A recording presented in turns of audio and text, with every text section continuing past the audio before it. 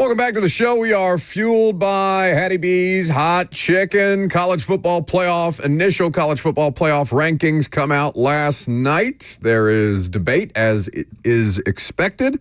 David Ubben of The Athletic here to make sense of it all for us now on 104.5 The Zone. David, great to have you. Great to hear from you. Great to see you on this Wednesday. I don't really want to be tasked with making sense of the college football playoff rankings.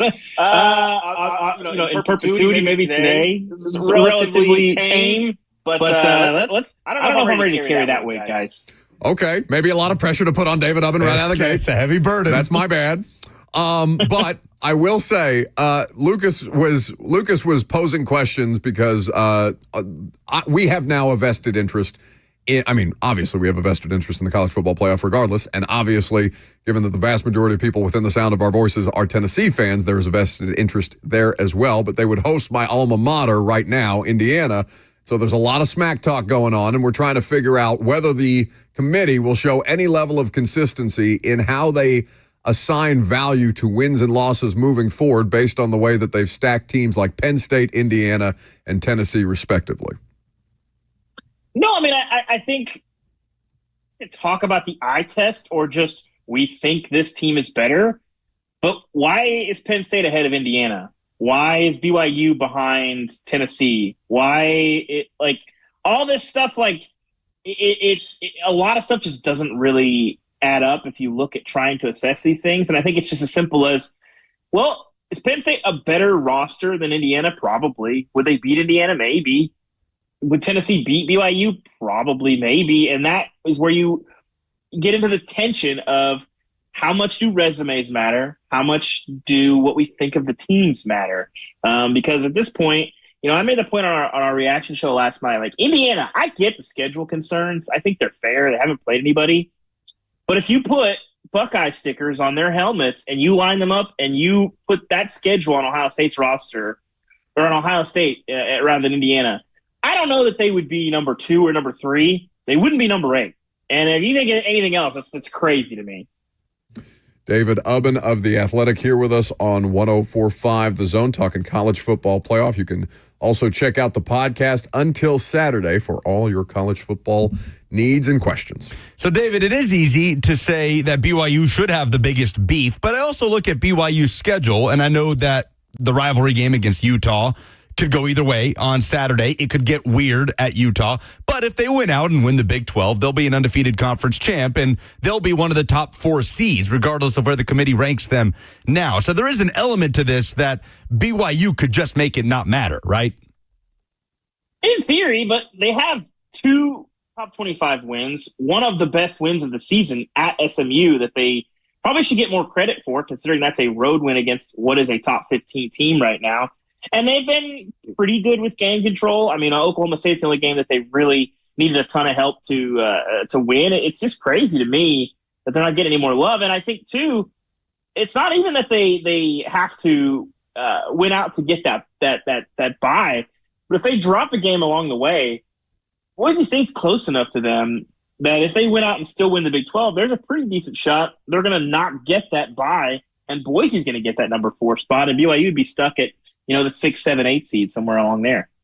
So as we know, the committee for the college football playoff, always very concise and consistent, right? So, David, if I am to see that Tennessee with 1 loss is currently ranked above Indiana, then I would take that to mean if Tennessee were to lose a close game to Georgia and Indiana were to lose a close game to Ohio State, that wouldn't change, right? That 10-2 Tennessee would still finish above 11-1 Indiana. That's what consistency would be, right, David? I think that's true. I think that's probably what we will see. I think committee generally does a really good job. But I think trying to rationalize some of the decisions and putting the chair, you have to have some level of transparency. You got to put the chairman out there. But a lot of what the chairman has said for 10 years of this, just it hurts them and it hurts their credibility when on what they actually do, they get a lot more right than wrong. And I think generally the only decision that I still have beef with is the Florida State decision. The Ohio State decision over TCU and Baylor in 2014.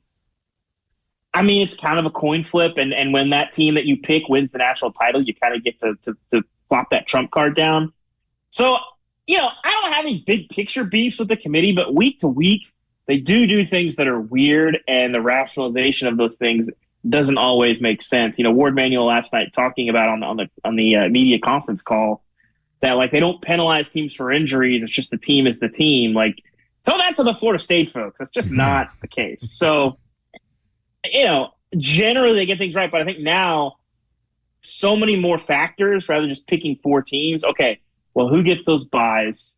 Who gets to host games? Who gets in? There's so many lines of demarcation that there's so many more points for that inconsistency to show, when really their main job was picking 4 teams. They've done that pretty well. Their job's a lot harder now. So good luck to you. I still don't know why people do it.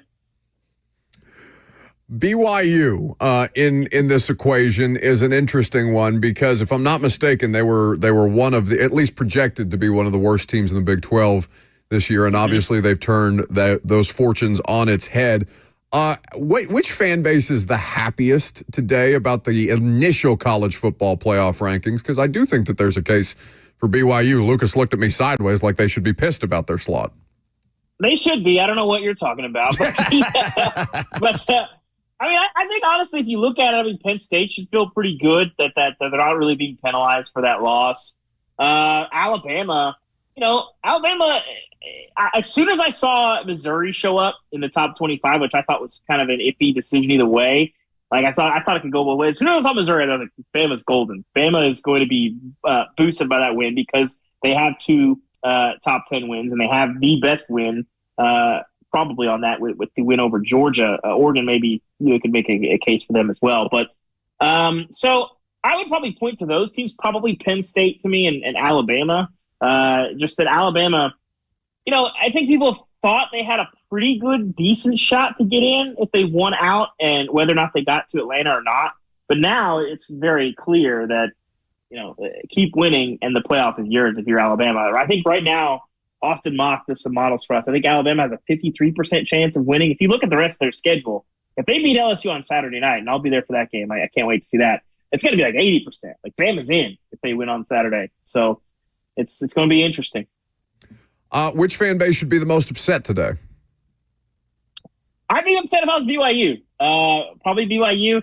I think with Indiana, there's some fair points that I don't know how much it matters, but I think what you did with Indiana and BYU is, for one, I think that there's no question that the brand bias is creeping in there. And for two, their margin for error is pretty small. If they lose any game, maybe they still get in, but you're going to be penalized for it. And BYU, they might win the Big 12. They're certainly in that driver's seat right now, but there's no guarantees. A lot can happen.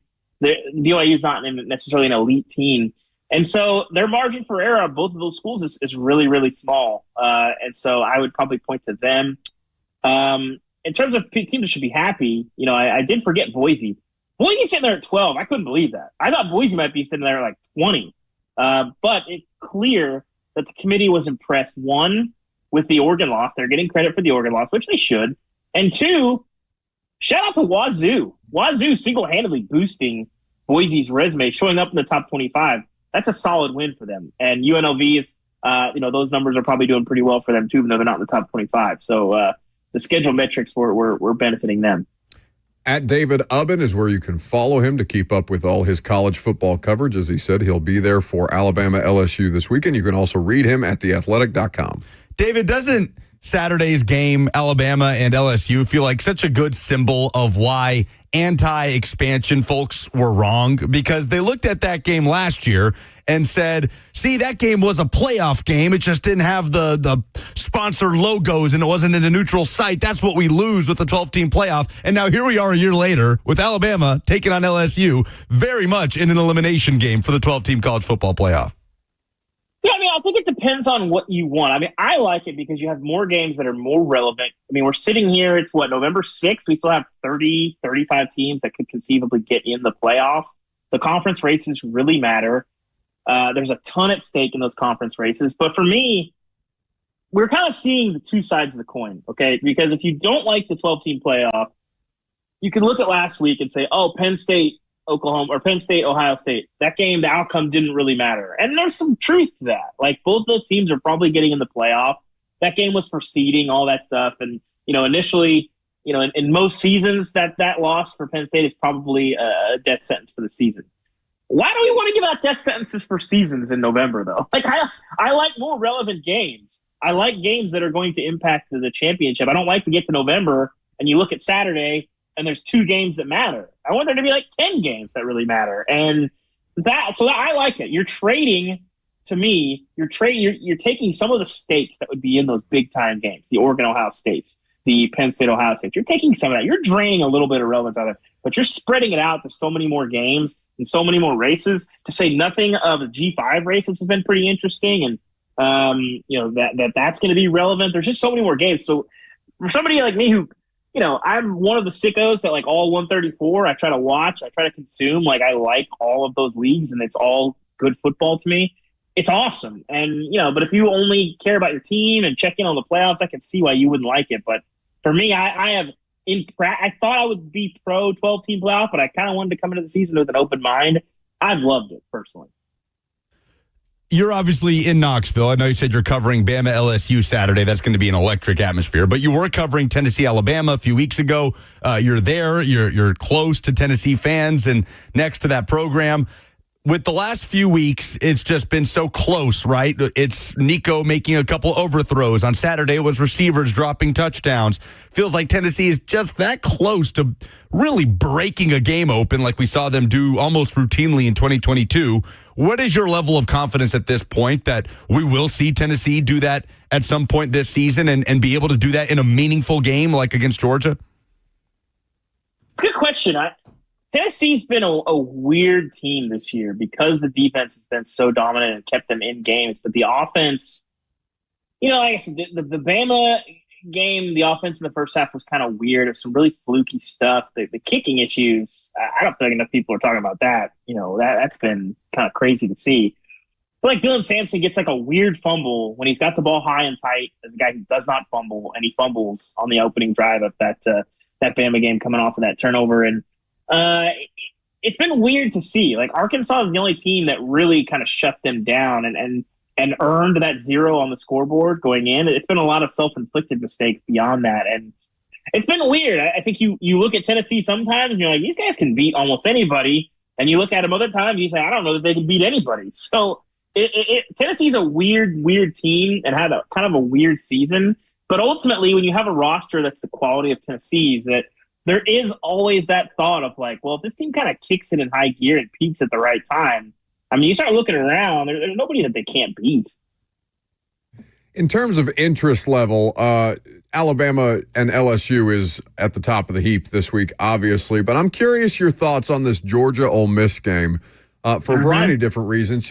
Because Carson Beck's inconsistencies and the turnovers are the biggest reason that anybody would be shorting Georgia stock right now. But I really don't know what to make of Ole Miss either this year, especially coming off of such a spectacular performance by Jackson Dart. What do you make of this game from a matchup standpoint? Well, I think, these are two teams that are really good on the lines. Like, I feel like sometimes I'm playing the same note a lot when it comes to teams that I like. I like continuity. I like line play. You look at Ole Miss, they got a lot of both of those things. They're really good on both lines. Their offensive line's had some rough days. Their defensive line is really good. And if they can get after Carson Beck and force him into some of those mistakes, 11 picks in 5 games. I think Carson Beck can figure it out. We've seen a lot more good football of him than we have bad, like we've seen in the last month. It's been kind of confounding in a lot of ways. Getting Tate Ratledge back to full strength would probably help him and the running game, which kind of helps everything a little bit. But for me, it's kind of like a put up or shut up time for Ole Miss. That Kentucky loss put them behind the 8 ball. Lane Kiffin is 0-5 against Alabama and Alabama and Georgia, and some of those games have not been close. We thought they were going to put up a fight against Georgia last year. They got punked pretty good the second half. I think they scored 3 points in the second half against Bama last year, and they had that game in 2021, the get your popcorn ready game. They're losing 28 at half. So it's not even that they've lost these games. When they've had good teams, 10, 11 win games, they haven't been competitive against Alabama and Georgia. And so on paper, you look at these teams, I say, yeah, Ole Miss can win this game. They can compete in this game. History tells you that they can't.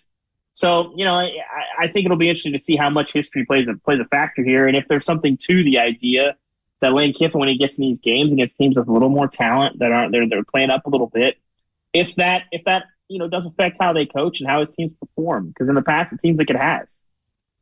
Until Saturday is the podcast. TheAthletic.com, of course, is where you can read everything that he writes. At David Ubben for his coverage of LSU, Alabama, and everything in between, en route to the college football playoff that we are all closely monitoring here moving forward. David, always good to chat with you. Thank you for the insight. We appreciate it, buddy. Have fun this weekend. Thank you, guys. Appreciate it. Anytime. David Ubben there with us on 104.5 The Zone. So a lot to digest there. Also, digesting the trade deadline, what was done, and more importantly, locally, what was not done. We'll talk about all those things coming up next.